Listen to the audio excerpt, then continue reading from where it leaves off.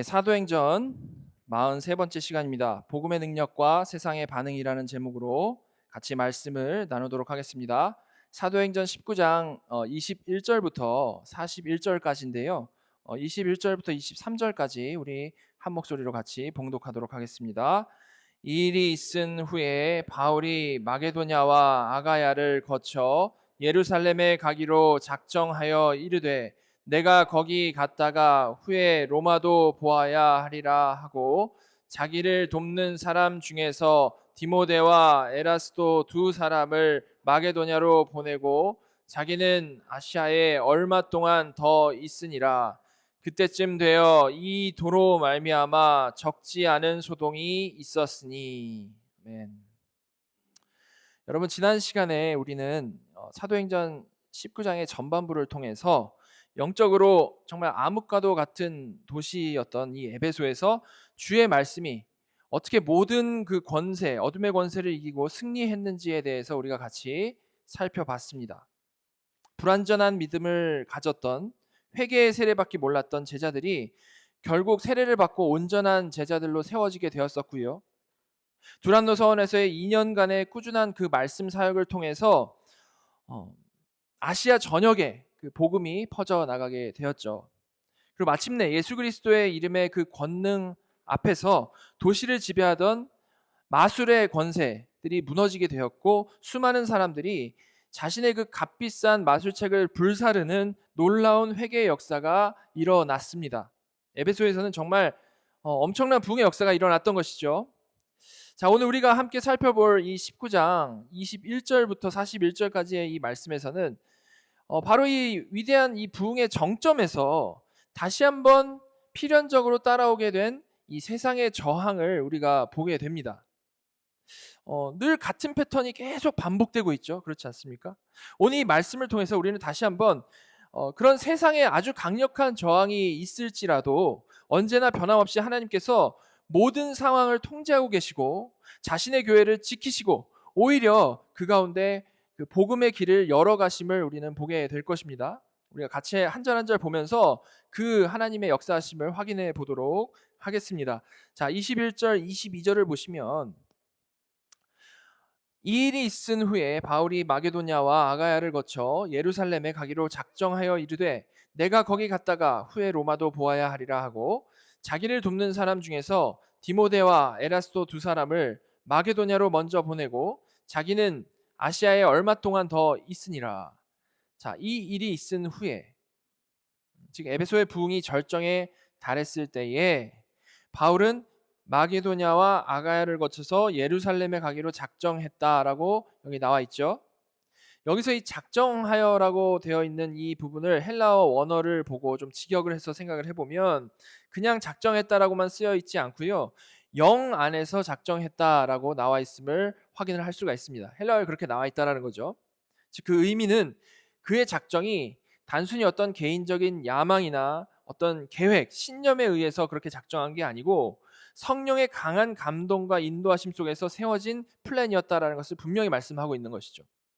생각을 해보면 이전에 아시아로 가려고 했었는데 성령님께서 막으셔서 어디로 갔습니까? 결국 마게도냐로 건너갔던 적이 있었죠. 그리고 에베소에서 처음 왔을 때도 사람들이 더 오래 있기를 막 청했었습니다. 그렇지만 결국 하나님의 뜻 안에서 떠나가는 것에 대한 확신을 가지고 그곳을 떠났던 적이 있었죠. 이처럼 바울은 언제나 자기 그냥 마음대로 움직였던 게 아니고 하나님의 분명하신 인도하심 아래서 움직였다라는 것을 우리는 확인을 할 수가 있는 겁니다.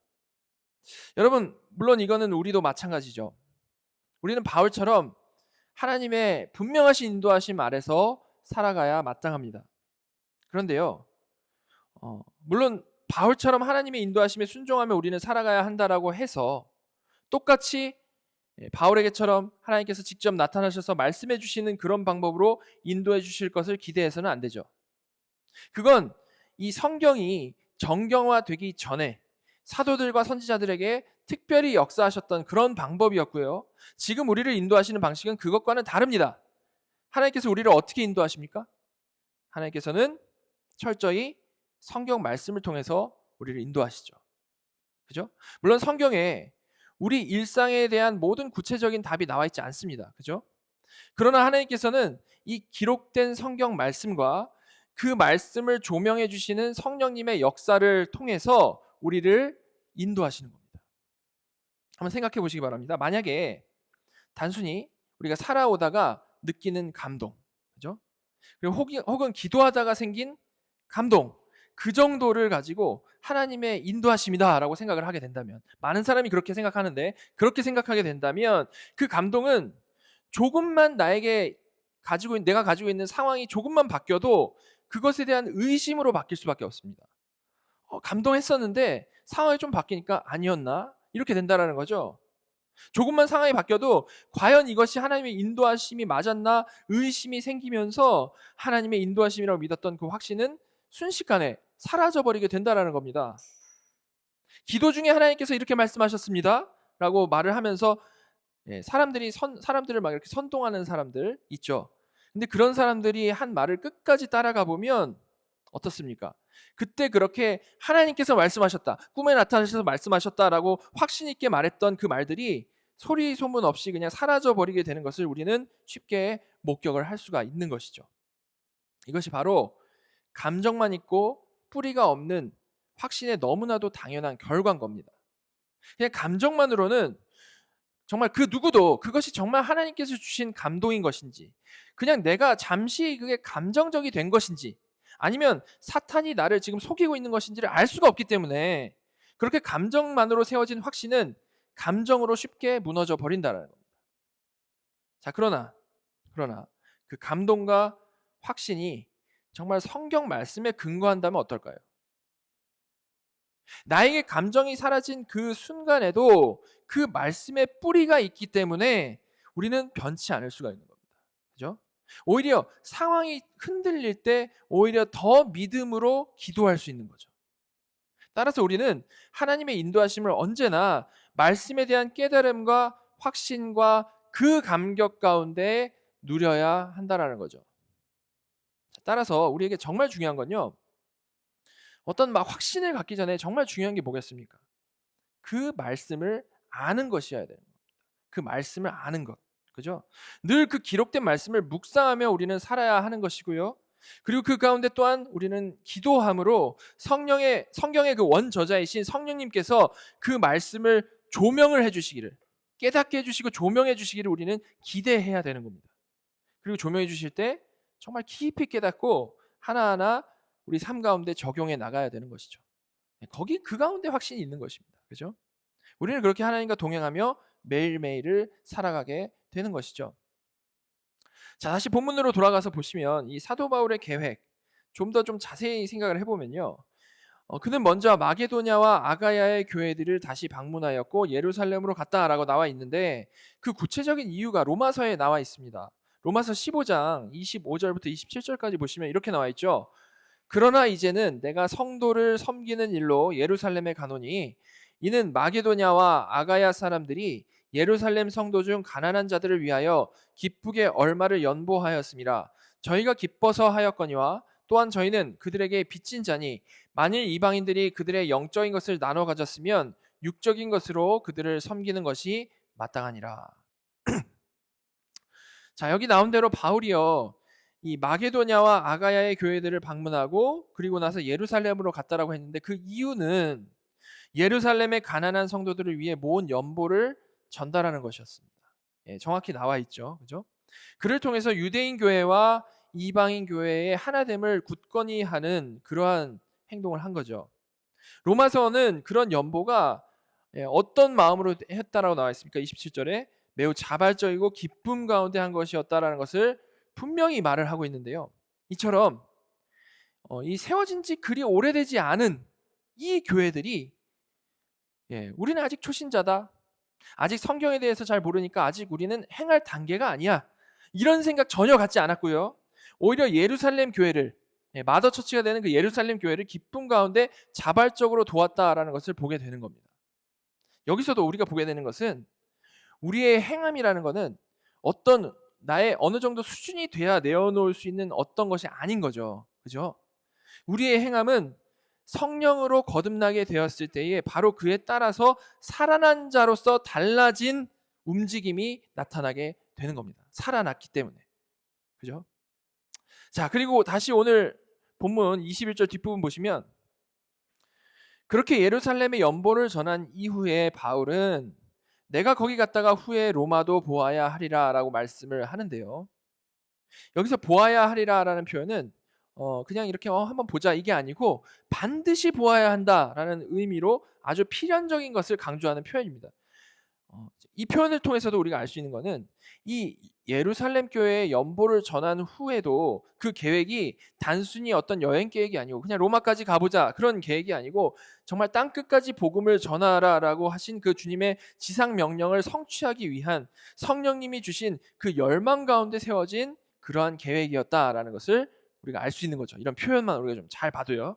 이 바울의 모습에서도 이 성령 안에서 하나님의 말씀을 가지고 움직이는 이 거듭난 자들만이 가질 수 있는 역동성을 우리는 볼 수가 있는 겁니다. 성령 안에서 그 성령님의 뜻하신 바대로 로마까지 나아가고자 하는 그 강력한 열망, 그게 있는 거죠. 그죠? 다시 한번 우리에게도 이런 살아있는 자에게 당연히 나타나는 움직임, 역동성, 순종이 내 삶 가운데 있는지 우리는 참 돌아봐야 하는 것이죠. 자, 그러나 바울이 이처럼 이제 거룩하고 원대한 계획, 정말 귀한 계획이죠. 이걸 세우고 있을 때에 이 에베소 땅에서는 역시나 또다시 예상이 되는 대로 언제나 따라오는 사탄의 반격이 있었습니다. 자, 23절 24절 보시면 그때쯤 되어 이 도로 말미암아 적지 않은 소동이 있었으니 즉 데메드리오라 하는 어떤 은장색이 은으로 아데미의 신상 모형을 만들어 직공들에게 적지 않은 벌이를 하게 하더니 자, 23절에 이 도로 말미암아라고 나와 있는데요. 무엇이겠습니까? 이 도. 이게 복음이겠죠. 그죠? 바로 이 복음으로 말미암아 적지 않은 소동이 일어났다. 다시 말해서 매우 큰 소동이 일어났다는 겁니다. 적지가 않은 거니까 매우 큰 소동이 일어났다라고 지금 여기서 말씀을 하고 있는 겁니다.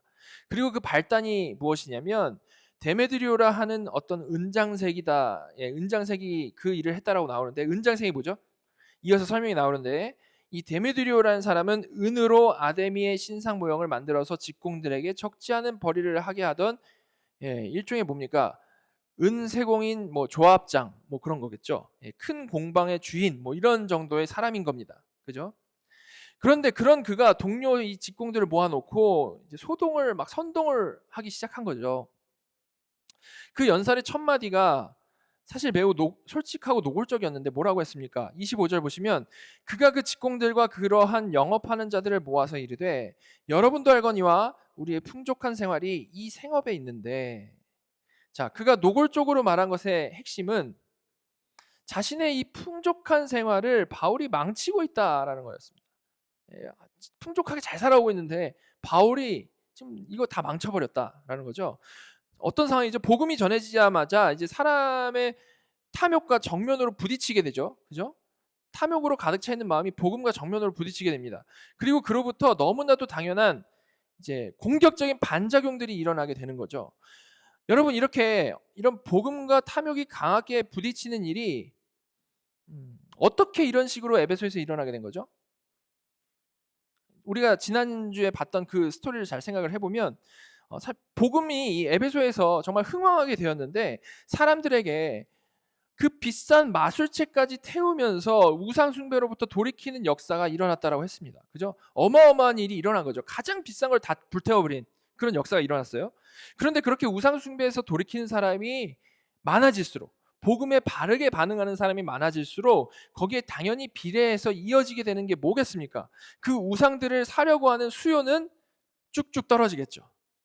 사람들이 거듭나고 마술에서 멀어질수록 우상을 살려고 하는 수요가 막 눈이 띄게 줄어드는 겁니다. 그렇게 복음이 그 도시의 분위기와 문화를 완전히 바꿔버린 거고요. 그에 따라서 경제 체제마저 완전히 변화되어 버린 것이란 말이죠. 그죠? 자, 바로 이걸 경험하면서 이 데메드리오는 이제 위기 의식을 느낀 겁니다. 옆에서는 많은 사람들이 지금 막 마술책을 태웠고 막 이걸 하나님의 놀라운 역사로 찬양하고 정말 감격하고 하나님께 감사하고 그러는 상황이었는데 데메드리오는 이걸 보면서 정말 가슴이 철렁했고 결국 피부로 와닿게 된 것이죠. 안 팔리는 겁니다. 그리고 그 분노를 지금 이런 식으로 표출을 하고 있는 거죠. 이는 오로지 정말 세상적인 것에만 매여 있고 영적인 것을 보지 못하는 영적 맹인들에게 사실 너무나도 이건 당연한 반응입니다. 그렇지 않겠습니까?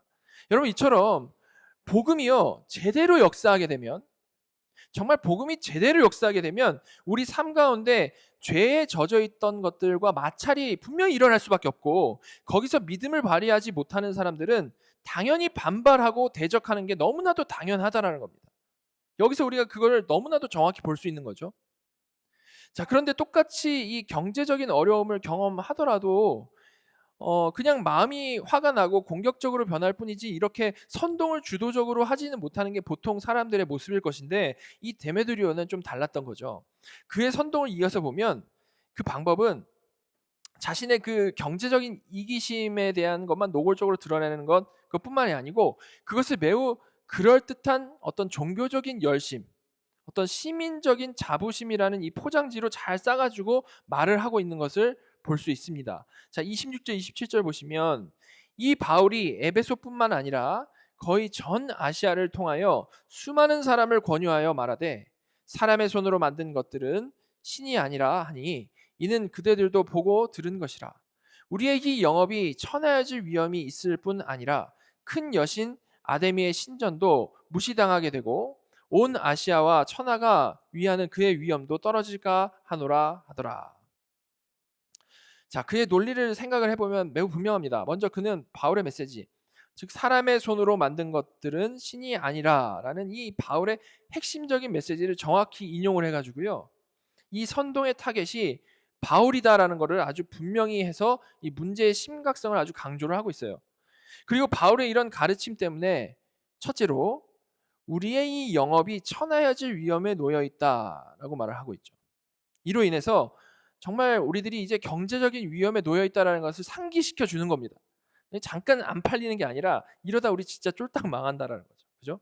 자신들의 그 경제적 위험이 정확히 바울 때문에 왔음을 짚어가지고 이렇게 사람들에게 선동을 하고 있는 거죠. 정확히 바울이 공공의 적이다라는 것을 사람들 앞에서 분명히 말을 하고 있는 겁니다. 둘째는 그는 교묘하게 논점을 확장을 시키는데, 그는 이것이 단지 이 자신들의 밥그릇 문제가 아니고 큰 여신 아데미의 신전도 무시당하는 것이다라고 말을 하고 있어요. 단순히 돈을 못 벌어서의 문제인 게 아니고 이것은 종교적으로도 큰 위기다라는 것을 여기서 강조를 하고 있는 거죠. 그리고 셋째로는 그는 온 아시아와 천하가 위하는 그의 위엄도 떨어질까 하노라라고 말을 하면서 이 아데미 여신의 위엄이 떨어짐으로, 자, 말하고자 하는 게 뭐냐면 결국 에베소 시민 전체의 자부심도 여기서 이제 모독당하게 된다라는 것을 확장해가지고 선동을 하고 있는 겁니다. 예. 아데미 여신의 그 위상이 떨어지면 우리 역시도 그 위상이 떨어진 거에 영향을 받는다라는 거죠. 신학자들은 이 당시 에베소의 이 아데미 신전이요, 단순히 어떤 종교 시설을 넘어서 정말 거대한 은행이었고 아주 거대한 관광지였다. 관광의 중심지였고, 이 아데미 숭배 자체가 이 에베소 경제와 정체성의 그 핵심이었다라는 것을 잘 설명을 합니다. 즉 에베소라는 이 도시는 이 아데미 숭배를 중심으로 해서 경제와 권력 시스템이 짜여져서 돌아가고 있던 그런 곳이었다라는 거죠. 이 에베소라는 곳 자체가 모든 것이 이루어지는 이 핵심부가 바로 이 아데미 신전이었다라는 겁니다.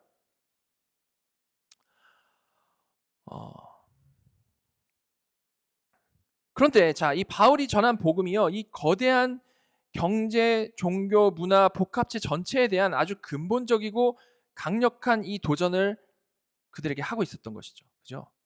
정말 핵심적인 것이 아데미 신전이었는데 바울의 복음이 거기를 건드리고 있었던 겁니다. 복음이 그들의 본진을 제대로 공격을 한 거죠. 이 데메드리오는 바로 이 지점을 정확히 짚어서 사람들에게 이 일자리가 사라질 것에 대한 불안감을 각성시키고 종교적이고 시민적인 자부심을 자극을 하면서 아주 강하게 선동을 했다라는 겁니다. 다시 말해서 이 자신이 경험한 이 분노를 도시 전체에 어떤 거룩한 분노로 격상을 시킨 연설을 한 거죠. 아주 지능적으로 이 일을 아주 확장을 시킨 겁니다. 물론 이 데메드리오의 선동적 연설은 즉각적으로 효과를 발휘를 했습니다. 28절과 29절 보시면 그들이 이 말을 듣고 분노가 가득하여 외쳐 이르되 크다 에베소 사람의 아데미여 하니 온 시내가 요란하여 바울과 같이 다니는 마게도냐 사람 가이오와 아리스다고를 붙들어 일제히 연극장으로 달려 들어가는지라. 자, 이 말을 들은 직공들이 분노가 가득해서 크다 에베소 사람의 아데미어라는 구호를 외치기 시작했다라고 나와 있습니다.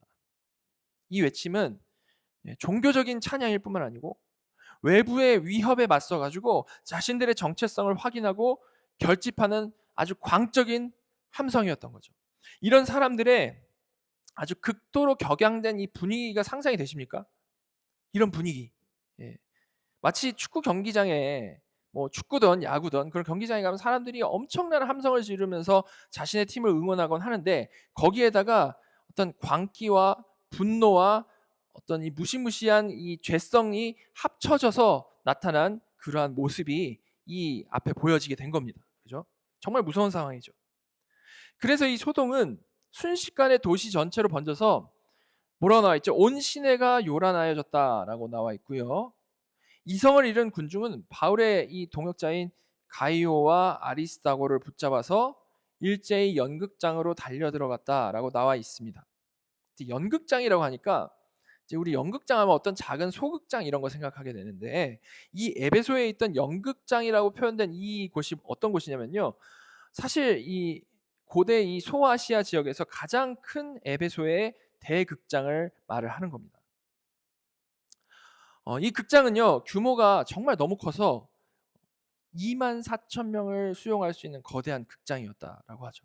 예, 고대 사람들이 참 대단한 것 같습니다. 마이크도 없는데 어떻게 그렇게 큰 연극장을 만들어서 그렇게 사용을 했는지 참 대단한 것 같은데 정말 엄청난 규모의 야외 극장이라는 거죠. 바로 이런 대극장에서 에베소의 수많은 사람들이 광기에 차가지고 뭐라고 했다라고 했습니까? 크다 에베소 사람의 아데미여. 그걸 광기에 차가지고 그렇게 막 외친 겁니다. 그래서 두 사람을 잡아 끌고 거기로 데리고 간 거죠. 여러분 이 정말 상상해 보시면 이게 얼마나 무서운 상황입니까? 그죠? 일이 앞으로 어떻게 흐르게 될지를 예측할 수가 없는 그런 아주 무서운 상황이 된 겁니다. 자, 이 바울은요. 이 위급한 상황을 봤을 때에 어떻게 했습니까? 30절 31절에 나오죠. 바울이 백성 가운데로 들어가고자 하나 제자들이 말리고 또 아시아 관리 중에 바울의 친구된 어떤 이들이 그에게 통지하여 연극장에 들어가지 말라 권하더라. 바울은 이 위급한 상황에서 정말 동료들을 구하기 위해 위험을 무릅쓰고 이 군중 속으로 들어가려고 했습니다. 그러나 제자들이 이를 말렸다라고 나오죠. 너무 당연한 거 아닙니까? 지금 바울이 타겟인데 어떻게 보면 이 사람들은 그냥 인질이죠. 예, 거기 들어가면 안 되는 겁니다. 그리고 31절에 보시면 아시아의 관리 중에 바울의 친구된 어떤 이들이라고 나오는데 이때 아시아의 관리들이라고 표현된 이들은 이 아시아 속주의 가장 부유하고 영향력 있는 그런 지도자였습니다. 이 관리들의 역할이 뭐가 있냐면 이 황제 숭배하는 그 축제를 관리하는 그런 일을 했던 사람들이었다는 거죠. 그러니까 이들은 이 대극장에 대해서도 너무 잘 알았고 이런 분위기에 대해서도 너무 잘 알던 사람들이라는 겁니다. 너무 그들에게 뻔한 일이 벌어지게 눈앞에 보였던 거죠. 그래서 이들 중에 바울의 친구였던 몇몇이 나서서 바울이 그 대극장에 들어가는 것을 아주 적극적으로 말렸다라고 나온 겁니다. 바울이 거기에 들어가게 되면 흥분한 군중들에 의해서 순교당할 수도 있다라는 것을 너무나도 잘 알았던 사람들이었기 때문에 그렇게도 말린 거죠. 그 흥분한 군중들의 진정한 타겟인 바울이 거기에 들어가게 되면 죽임당할 게 너무나도 뻔했기 때문에 말렸다라는 겁니다. 자, 누가는 계속해서 그 대극장에서의 상황을 생생하게 전하고 있는데 32절 보시면 사람들이 외쳐 어떤 이는 이런 말을 어떤 이는 저런 말을 하니 모인 무리가 분란하여 태반이나 어찌하여 모였는지 알지 못하더라. 여러분 이거 어떤 상황입니까?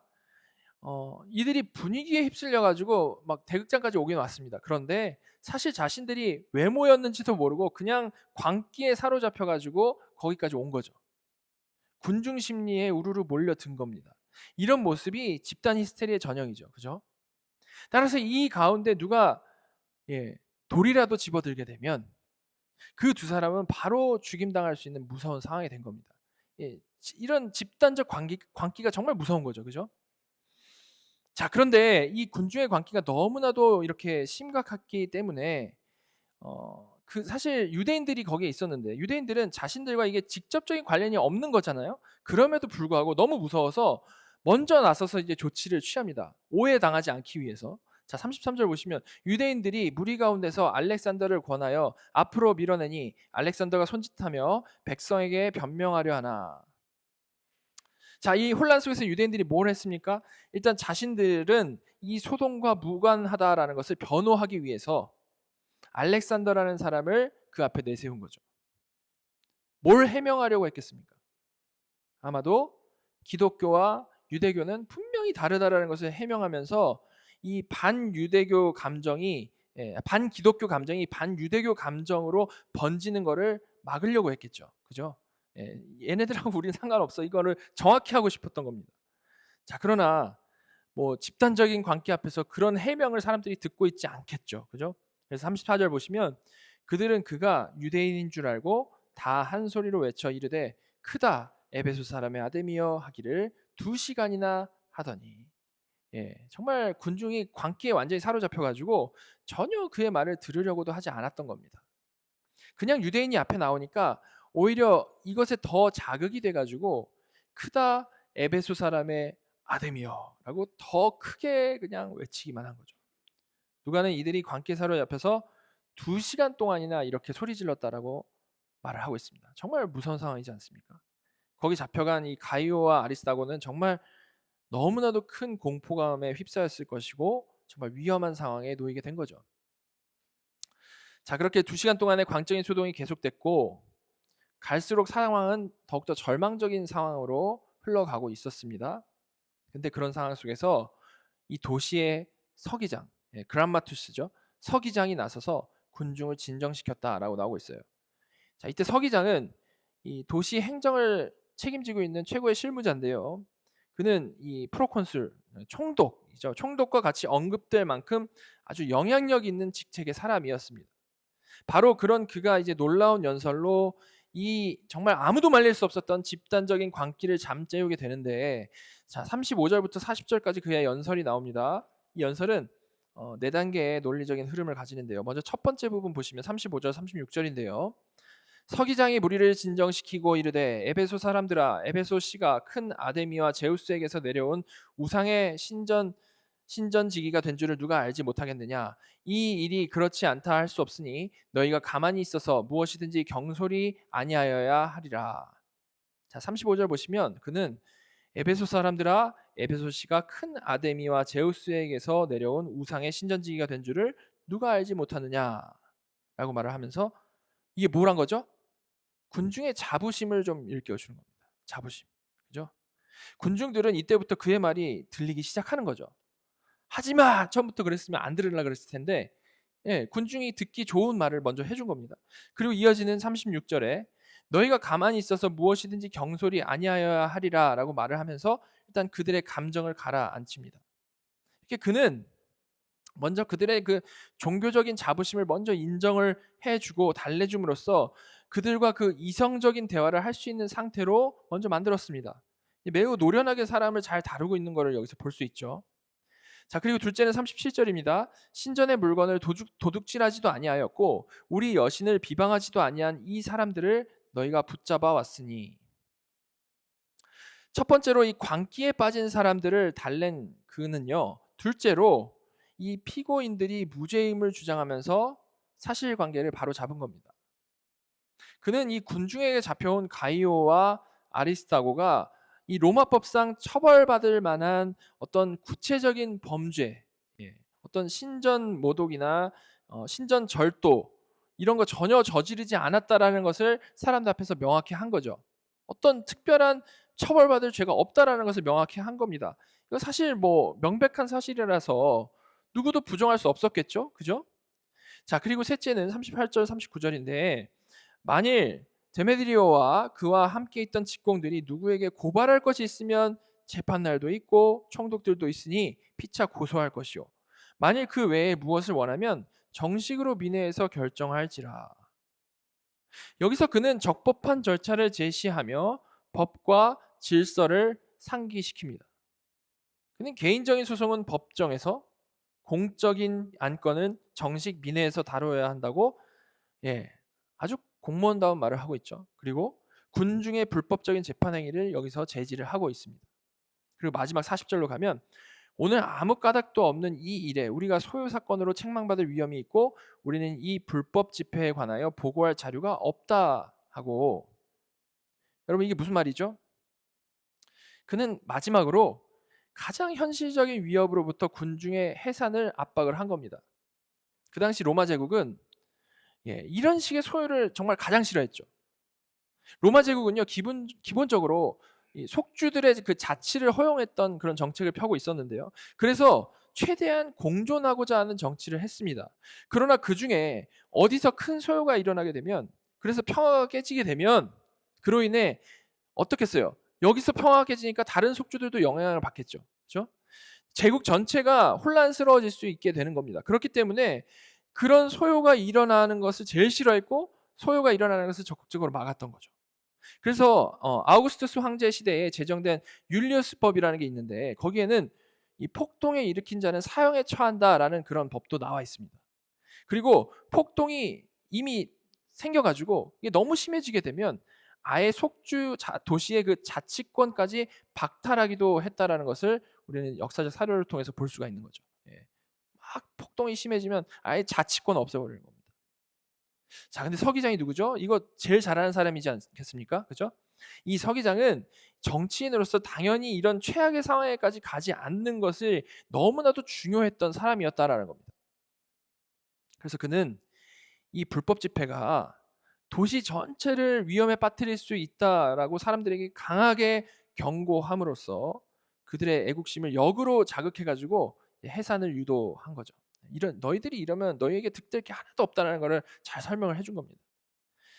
자, 이렇게 그의 지혜로운 연설은 결국 군중들의 마음을 움직였고 마지막 41절 보시면 이에 그 모임을 흩어지게 하니라. 그 광기로 가득했던 거대한 무리가 결국 해산하게 된 거죠. 이렇게 엄청난 소동은 막을 내리게 된 것입니다. 자, 오늘 이 본문을 통해서 말씀을 마치면서 먼저 에베소에서 이 모든 일들이 일어나게 된 근본적인 이유부터 우리가 좀 다시 생각을 해보면 좋겠습니다. 여러분, 이런 일이 일어나게 된 근본적인 이유가 무엇이었습니까? 그 근본적인 이유는 복음이죠. 복음. 복음이 전해졌고 그로 인한 반발로 인하여 이 모든 일들이 일어났던 겁니다. 자, 근데 복음이 전해졌을 때 그에 대한 반발이 왜 이렇게도 극심하게 한 도시가 정말 술렁일 정도로 아주 크게 이런 일들이 일어났던 겁니까? 하나님은 너희 모두를 사랑하셔라고 전했는데 데메드리오가 듣고 나서는 절대 나를 사랑하지 않는다라고 화가 나가지고 이런 소동을 일으킨 건가요? 절대 그렇지 않죠. 그렇죠? 절대 그렇지 않습니다. 데메드리오와 그에게 선동된 사람들이 분노한 이유는 그저 어떤 복음이 에베소 사람들의 그 이력서에 종교란에 자신의 종교를 기독교로 쓰게 만들었기 때문에, 아데미를 숭배하다가 갑자기 기독교로 바뀌었기 때문에 분노했던 것이 전혀 아니었습니다. 그 정도 가지고 남의 일에 대해서 그렇게 분노하는 사람 없죠. 그죠? 데메드리오가, 그리고 사람들이 그렇게 분노했던 이유가 뭐였습니까? 그 전해진 복음이 실제로 너무 능력이 있어서, 전해진 복음이 너무 강력해서 였죠. 그 복음이 사람들을 근본적으로 바꿔서 지금까지 가장 의지하고 살았던 마술과 미신들을 다 버리고 심지어 값비싼 그 책들까지 다 불태우게 하면서 사람들을 근본부터 철저히 바꿔버렸기 때문에 분노한 겁니다. 그리고 그것이 극단적인 한두 사람만 그렇게 변하게 만든 게 아니고 너무나도 많은 사람들의 삶의 패턴을 그냥 완전히 바꿔버렸기 때문에, 그래서 결국 자기의 생업이 망할 위기에 놓여버렸기 때문에 그렇게 분노했던 거죠. 그죠? 여러분, 바로 이것이 복음의 능력이고요. 이렇게 복음의 능력은 이 죄악된 세상을 아주 뿌리부터 뒤흔들기 때문에 우리가 사도행전 내내 살펴본 대로 거기에는 언제나 강력한 반발이 따를 수밖에 없는 겁니다. 그 반발도 그냥 이의를 제기하는 그 정도 수준의 반발이 아니고 수백 마일을 쫓아와 가지고 죽이려고 하는 그러한 반발. 사람들을 선동해서 어떻게든 이걸 완전히 뿌리 뽑아버리려는 반발이 일어나는 거죠. 사도행전이 그리고 있는 복음의 능력과 그에 대한 적대감은 이 정도로 심각하고 아주 강렬한 것이었다는 말입니다. 우리는 영적 전쟁이다라고 딱 말을 하게 되면 어떤 걸 생각하죠? 어떤 개인적이고 어떤 윤리적인 어떤 감정적인 그런 전쟁만을 생각하는 경향이 있는데, 그게 아니고 그 개인의 완전히 변화된 그 삶이 세상을 뒤집어 버리기 때문에 나타나는 정말 매우 실제적인 전쟁. 바로 사도행전이 그리는 영적 전쟁은 바로 이런 것이라는 말입니다. 아주 실제적인 전쟁. 우리가 믿는 복음, 우리의 신앙이라는 것이 바로 이런 것이라는 말이죠. 자, 그러나 지금 우리가 사는 이 시대에 미국에서, 한국에서 여러분들 이런 강렬한 모습을 보신 적 있으십니까? 이런 폭발적인 복음의 능력과 거기에 대한 극렬한 반발. 아마 없으실 겁니다. 그렇죠? 물론 뭐 언제나 어디에나 힘든 사람들 있습니다. 그러나 그 사람들을 우리가 좀 자세히 보게 되면요, 복음 때문에 핍박받고 있는 게 아니고 자기가 잘못해서 비난당하고 핍박당하거나 아니면 그냥 불신자도 누구나 겪는 그냥 일반적인 어려움을 겪는 경우, 이 정도인 게 거의 대부분이죠. 그죠? 물론 그것도 고난이 맞습니다. 고난이 맞는데요, 성경이 묘사하는 성도의 고난이라는 것은 단지 그 정도의 것들만을 말하고 있지 않다라는 거죠. 성경이 말하는 성도의 고난, 어떤 것입니까? 성경은 복음을 직면한 성도들에게 나타난 그 극적인 변화 때문에, 극적인 마음의 변화, 극적인 삶의 변화, 그 변화 때문에 성도가 핍박받는 것을 말을 하고 있고요. 그 예를 끝도 없이 보여주고 있는 거죠. 우리가 사도행전 보면서 계속 나오는 걸 보듯이 끝도 없이 그 예를 보여주고 있습니다. 너무 강하게 변화돼서 그로 인해 세상의 반발이 계속해서 터져 나오는 거죠. 항상 예외 없이 그러다 보니까 우리는 그 패턴을 아주 보고 있지 않습니까?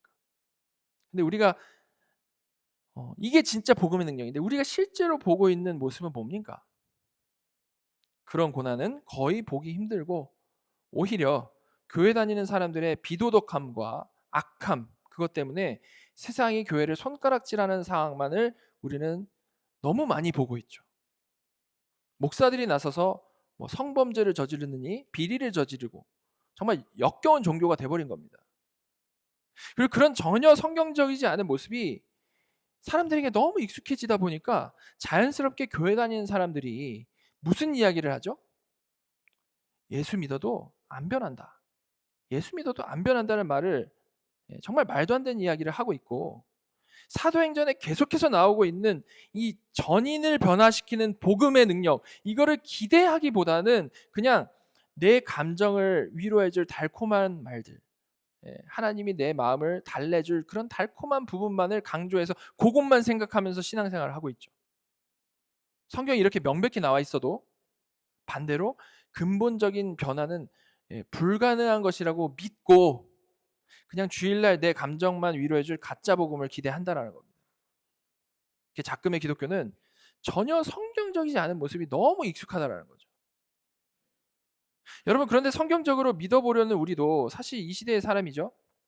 이 시대의 사람입니다. 그래서 지금 제 말에는, 이 말 자체는, 이 논리 자체는 동의하시더라도 많은 경우 그저 바른 진리를 지적으로 깨닫는 것에서 멈추고 맙니다. 그래서 주일날 예배 끝나고 다시 집에 돌아가서는 내 전인을 뒤엎는 그런 어떤 역동적인 복음의 능력이 내 삶에서 나타나기를 기대하지 않고 오히려 그런 일이 없기를, 지금 이대로 어느 정도 하나님과 거리를 유지하면서 살아가기를 바라는 사람들이 참 많죠. 사도행전을 매주 보면서도 그건 그 대단한 분들의 얘기고, 나는 오늘도 내 삶의 패턴대로 돈 벌고 맛있는 거 먹고 평안하게 사는 것만을 그냥 추구하며 사는 겁니다. 그러니까 당연히 예수 믿어도 특별히 다를 것도 없고요. 그러니까 당연히 변화도 없고요. 그러니까 당연히 하나님께서 이 서기장을 통해서 놀라운 방식으로 지켜 보호해 주신 것과 같은 이미온 하나님 나라를 누리는 그 삶의 구체적인 스토리가 각자 인생 가운데 없는 겁니다. 그러니까 되게 회의적이고 뭐 아무 능력도 없는 복음이 당연하다라는 듯이 말을 하는 거죠. 너무나도 담대하게. 여러분, 우리가 빠져 있는 이거 지적으로 동의하고 잘 믿는 것 같아 보이지만 사실은 마음으로는 하나님을 온전히 믿지도 못하고 순종하지도 못하는 거. 아니, 순종할 생각도 사실 별로 없는 거. 이게 바로 이 시대의 바리새주의고요. 이것이 우리가 철저히 회개해야 될 지점인 겁니다. 철저히 회개해야 될 지점. 여러분, 이미 온 하나님 나라는요, 내가 그냥 나의 생활 패턴, 그냥 예전부터 가지고 오던 나의 생활 패턴 다 그대로 유지하면서 하나님 말씀을 그저 내 생활을 좀 더 윤택하게 해줄 도구로서, 내 감정을 조금 더 달래줄 도구로서, 기분 좋게 해줄 도구로서, 좀 더 영적인 감동을 누리게 해줄 도구로서 생각하는 수준에서 누리는 게 절대 아닙니다. 그게 아니고 복음이 내 가치관과 내 삶의 근본을 뒤집어 엎을 때에 바로 그때 우리가 성경에서 확인한 대로 세상은 이에 대해서 강하게 반발하게 되고, 그때 당연히 우리는 어려움에 빠지게 되는데, 바로 그런 가운데서, 그 어려움 가운데서 누리는 말도 안 되는 평안함, 그런 가운데서 누리는 하늘의 기쁨, 그런 가운데서 누리는 하나님께서 섭리하시는 그 강력한 그 손길을 통해서 성도는 그 이미 온 하나님 나라를 생생히 누리게 되는 것이죠. 여러분, 우리는 이 당시 에베소보다 하나님을 더 심각하게 대적하는 정말 수많은 사상들과 우상들로 가득 차 있는 이 세상에서 살아가고 있습니다. 그때는 비교할 바도 아니게 정말 엄청나게 타락한 세상이죠. 따라서 이런 세상에 살아가면서, 이런 정말 진리를 대적하는 이 세상 가운데 살아가면서 복음을 가진 자로서 숨어 살 수 있다라는 거. 복음을 가진 자로서 아무 일도 없다라는 거. 정말 뭔가 잘못된 것이고요. 오히려 우리가 정말로 철저히 타협하고 있는 증거가 되는 겁니다. 저 여러분 모두가 지금 이 시간 이거를 정말 하나님 앞에 철저히 회개했으면 좋겠습니다. 정말 머리로 많은 깨달음을 주셨는데 우리는 왜 맨날 이렇게 숨어 있을까? 정말 성령님께서 앞으로는 나를 정말 강하게 사로잡아 주셔서 정말로 큰 은혜 주셔서 정말 거듭난 자답게 움직이게 해주셔서 앞으로는 정말로 날마다 복음을 적극적으로 살아내는 우리 모두가 되기를 간절히 소망합니다. 정말로 날마다 우리가 순종하며 살아가기를 바랍니다. 그래서 그 가운데 수많은 마찰이 일어나더라도 오히려 거기서 하나님의 놀라우신 도우심과 놀라우신 역사하심을 더 깊이 경험하면서 살아가는, 그래서 늘 우리 마음과 입에 진정한 기쁨과 감사와 찬양이 끊이질 않는 거룩한 하나님의 백성들이 다 되시기를 간절히 소망합니다. 우리 같이 기도하도록 하겠습니다. 하나님, 오늘 말씀을 통해서 복음이 단순히 내 이력서 종교란에 기독교라고 쓰는 정도의 것, 단순히 내 마음의 위로를 얻기 위한 것이 아니라 정말로 강력하고 사람들의 삶을 철저히 변화시키는 하나님의 능력이 됨을 살펴보았습니다.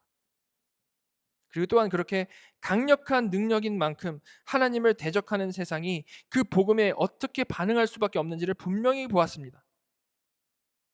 주님, 이런 강력한 능력의 복음을 믿는 우리들의 삶을 돌아보며 다시 한번 자기 합리화와 타협이 매 순간마다 있어왔음을 깨닫고 회개합니다. 너무나도 말뿐이었음을 돌아보며 회개합니다. 그래서 사도행전에 나타난 그 강력한 복음의 능력이 이제는 같은 하나님을 믿는 우리들에게도 정말 강력한 능력이 되게 하여 주시옵소서. 그래서 그로 인해서 세상의 반발과 핍박을 경험하게 될지라도 오히려 그 가운데 정말 이전에는 알지 못하던 하나님 나라의 풍성함과 기쁨과 감사를 경험하며 누리며 살아가게 하여 주시고, 그래서 정말 너무나도 이 짧은 인생 적극적으로 하나님께 순종하며 그 가운데 진정한 하나님 사랑과 이웃 사랑을 누리며 실천하게 하여 주시옵소서. 우리 모두가 복음의 강력한 능력 아래 살아가기를 간절히 원하오며 지금 살아서 우리 예배를 받으시는 우리 구주 예수 그리스도의 이름으로 감사하며 기도드렸습니다. 아멘.